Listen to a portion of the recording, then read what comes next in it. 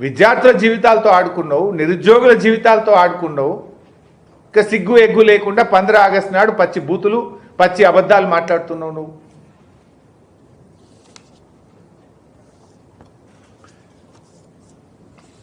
ఈ రేవంత్ రెడ్డి రైతుల గురించి మాట్లాడండి. ఇవాళ అసలు రైతుల గురించి మాట్లాడే అర్హత ఉన్నదా రేవంత్ రెడ్డి? నీకు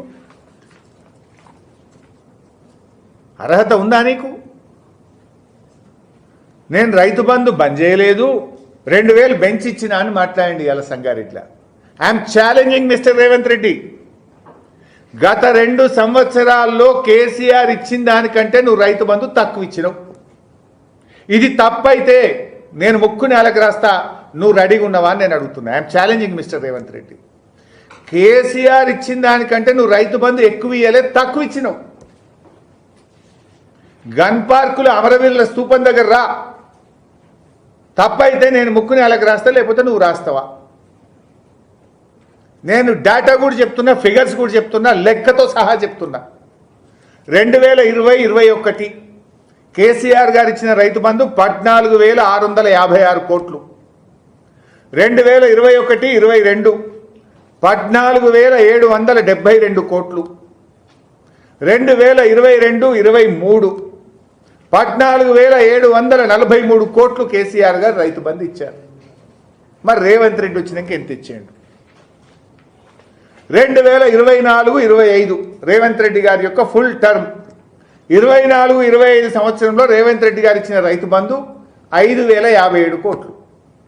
కేసీఆర్ గారు ఇచ్చింది 14,772. రేవంత్ రెడ్డి ఇచ్చింది 24-25లో 5,057 కోట్లు మాత్రమే. ఇప్పుడు నువ్వు 2,000 పెంచి ఇచ్చినావా, 10,000 ఎగ్గొట్టినావా? చెప్పు రేవంత్ రెడ్డి, సిగ్గుండాలి అబద్ధాలు చెప్పనీకి. 2025-26 నెక్స్ట్ ఇయర్ 2025-26లో ఇది ఇచ్చింది 11,000 కోట్లు. కేసీఆర్ గారు ఇచ్చింది 14,743. 25-26లో నువ్వు ఇచ్చింది 11,000. అంటే 2 ఆర్థిక సంవత్సరాల్లో కూడా నువ్వు 2,000 పెంచి ఇయ్యలేదు. కేసీఆర్ గారు ఇచ్చిన దానికంటే 15,000 కోట్లు తక్కువ ఇచ్చినావు. 2 ఆర్థిక సంవత్సరాలు కలిపితే 15,000 కోట్ల రూపాయలు రైతు బంధు ఎగ్గొట్టినావు మిస్టర్ రేవంత్ రెడ్డి. కానీ సంగారెడ్డిలో ఏం చెప్పిండు? పచ్చి బూతులు పచ్చి అబద్ధాలు. నేను 2,000 పెంచిచ్చిన. సిగ్గుండాలి మాట్లాడడానికి. ఓ ముఖ్యమంత్రివి 15 ఆగస్టు నాడు మాట్లాడుతున్నావు, పబ్లిక్ మీటింగ్లో మాట్లాడుతున్నావు. రైతులు ఏమనుకుంటారు అనే సోయన్ ఉండాలన్నా వద్దా నీకు? 2,000 ఇప్పుడు చెప్పు, పెంచిచ్చినావా దించిచ్చినావా? పెంచిస్తే మరి 14,743 కంటే ఎక్కువ కావాలి కదా. ఒక ఆర్థిక సంవత్సరంలో 5,057, మరొక ఆర్థిక సంవత్సరంలో 11,000. ఇప్పుడు పెంచినవా దించినవా చెప్పు. ఇంకైనా నేను 2 లక్షల రుణమాఫీ చేసిన. పోదామా నీ ఊరికి? రేవంత్ రెడ్డి నీ ఊరికి పోదాంపా. కసిరికాడ నీ ఊరు కాడ నిలబడి నీ ఊర్లో అందరికీ రైతు బంధు అయిందంటే నేను అక్కడే రాజీనామా చేస్తాను. నువ్వు రేస్తావా? ఏ ఊరికి పోదాం ఈ రాష్ట్రంలో? వస్తావా సిద్దిపేటకు? చెప్పు, నీ ఇష్టమున్న ఊరికి పోదాం, నీ ఇష్టమున్న డేటుకు పోదాం, నువ్వు చెప్పిన టైంకు నేను వస్తా. ఇద్దరం కూడా పోదాం, గన్మెన్లు వద్దు, కార్యకర్తలు వద్దు. ఆ ఊరంతా రుణమాఫీ అయిందంటే నేను సిద్ధం, నువ్వు సిద్ధమా రాజీనామాకు అని నేను అడుగుతా ఉన్నా. అయిందా రుణమాఫీ? దేవుడి మీద ఒట్టు పెట్టి దేవుణ్ణే మోసం చేసిన ఘనుడివి నువ్వు. ఘరానా మోసగాడివి నువ్వు. నిన్ను మించిన మోసగాడు ఉండడు. ఘరానా మోసగాడు అంటున్నా. అందుకే నేను కనబడ్డ దేవుడి మీద, చర్చి మీద, దర్గా మీద ఒట్టు పెట్టి దేవుణ్ణి, దర్గాను, చర్చిను మోసం చేసిన ఘరానా మోసగాడివి నువ్వు. నువ్వా మాట్లాడేది?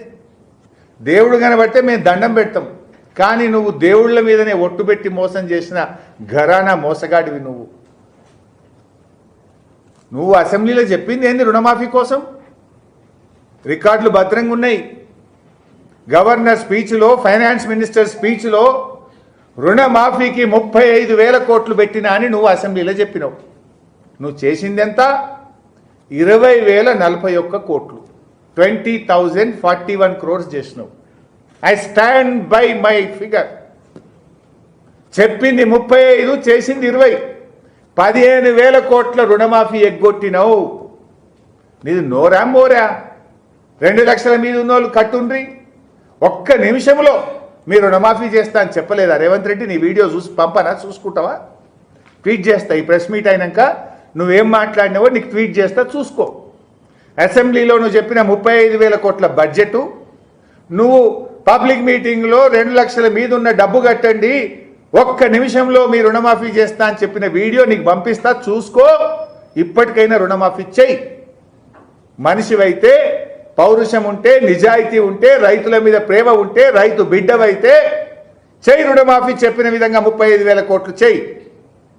రైతు బంధులో 2,000 పెంచిచ్చినా అన్నావు కదా, నువ్వు చెప్పిన ప్రకారం 2,000 పెంచిస్తే 15,000 కోట్లు బాకీ పడ్డావు. 15,000 కోట్లు ఇచ్చి నువ్వు సంగారెడ్డి చెప్పిన మాట నిజమని చెప్పి నిలబడు మాట మీద, లేదంటే క్షమాపణ చెప్పు. సంగారెడ్డిలో 2,000 పెంచి ఇచ్చినా అని అబద్ధం ఆడినా అని చెంపలేసుకో. నేను ఫిగర్ చెప్పిన 14,743 కోట్లు కేసీఆర్ ప్రభుత్వం ఇచ్చింది.